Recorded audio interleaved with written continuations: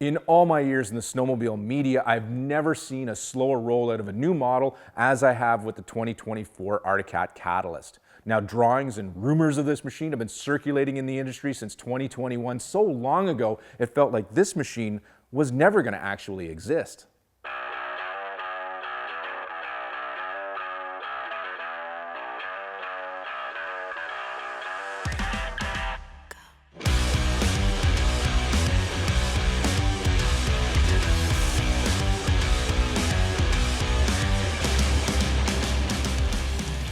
It seemed as though this new chassis was some mythical urban legend like a jackalope or even the more elusive Sam Squanch. But unlike these creatures, the Catalyst can now be found in the wild, on the trails with ZRs, in the mountains with the M's, and everywhere in between having a riot. But with the painfully long build-up for this new machine, expectations had an equally long time to build, and if this sled fell anywhere even just a bit short of what Cat fans were hoping it would be, success of the sled would be over before it even had a chance to start. After the first rip on this machine, though, any doubts about it being the beginning of the next Arctic Cat legend just disappeared.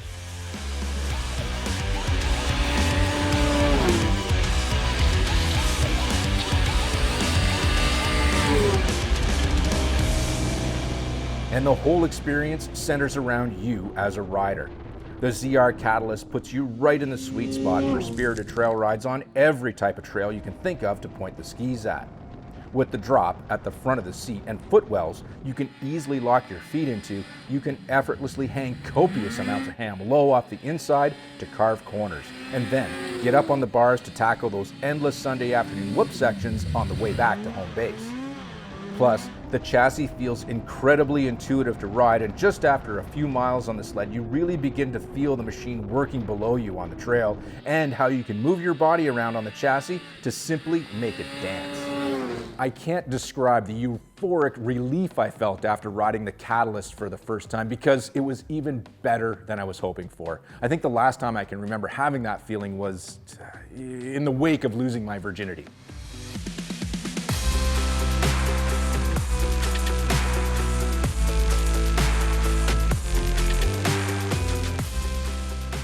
Up front is the new AWS 42 suspension that boasts just over 8 inches of travel with Cat's IFP 1.5 shocks, and a progressive steering ratio that as a rider will deliver more control and feeling into the handlebars. Options here include the attack system with Fox IQS dampers, and if there was any complaint I have about the suspension that's on the stock ZR, is that it's ever so slightly harsh at times, but the upgrade to the Fox system solves that. In the rear suspension, geometry has been set to balance the new rider position, which is further forward on the chassis compared to the old platform. The slide action 137-inch suspension on the Catalyst takes the rear one more step forward in its performance and expectations. Here too though, the base ZR package is good, but the attack system is definitely better.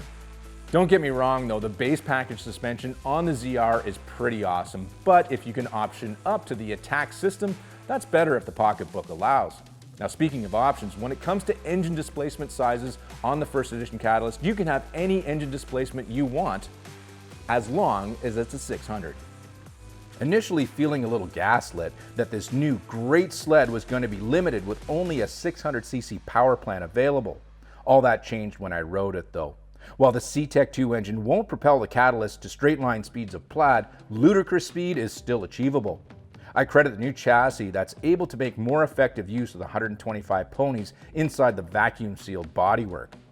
The precision of the Catalyst on the trails is so good, it means you can brake less going into the corners and maintain a higher speed both through and exiting the bends.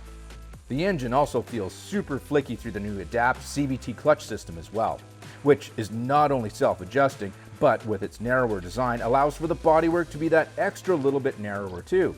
Altogether, this package absolutely rips. About the only drawback to the 600 is to maintain speeds, you're going to be fairly deep into the throttle at all times, especially when you're riding with other machines that are 850s or turbo sleds, and I think because of this, your fuel range is going to suffer. Now, I'm not 100% certain with this machine. I do have to spend more time with it out in the wild, but I have noticed this machine to be fairly thirsty when compared to other sleds, and that's something you're going to have to think about if you got big gaps between fuel stops. But this is a small problem, easily solved by carrying a little fuel can when needed, something that's not uncommon nowadays on snowmobiles. And if this is one concession I have to make to ride this machine, I'm not concerned at all. Overall, the new Catalyst is the machine that we've been waiting for from Arctic Cat. Now, I said off the top that the Catalyst is going to be the next Arctic Cat legend, and I truly believe it will be. So the future looks pretty bright for folks that have green in their blood, especially as the Catalyst moves throughout the Arctic Cat lineup with different variations and engines.